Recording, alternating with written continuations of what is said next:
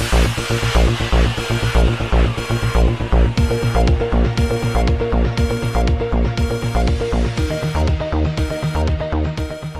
اللہ الرحمن الرحیم۔ السلام علیکم ناظرین۔ Additional deputy commissioner head quarter Afifa Shajia نے محکمہ صحت کے اعلیٰ افسران کو ہدایات جاری کی ہیں کہ کرونا وائرس کے علاج معالجہ پر مامور ڈاکٹرز اور پیرامیڈیکل سٹاف کو ضروری طبی سازوسامان کی 100% فراہمی کو یقینی بنایا جائے۔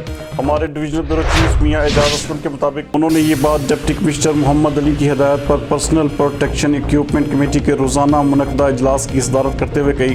اجلاس میں محکمہ صحت کے افسران کے علاوہ سرکاری ہسپتالوں کے میڈیکل سپرنٹس بھی موجود تھے۔ ایڈیشنل ڈپٹی کمشنر ہیڈ کوارٹر نے کرونا وائرس کے مریضوں کے علاج معالجہ پر مامور ڈاکٹرز اور پیرامیڈیکل سٹاف کے لیے حفاظتی کٹس سمیت دیگر طبی سازوسامان کی فراہمی کےامورکا کا تفصیلی جائزہ لیا اور محکمہ صحت اور میڈیکل سپرنٹ سے کہا کہ روزانہ اجلاس منعقد کرنے کا مقصد درکار ضروریات کا جائزہ لینا ہے، لہٰذا محکمہ صحت اپنے ذمہ ٹاسک کو سنجیدہ انداز میں انجام دے تاکہ ڈاکٹرز اور سٹاف کو سروسز کی فراہمی میں رکاوٹ نہ آئے۔ اس موقع پر ڈی ایچ او نے ڈاکٹرز کو فراہم کی جانے والی سہولیات کی تفصیلات سے بھی آگاہ کیا۔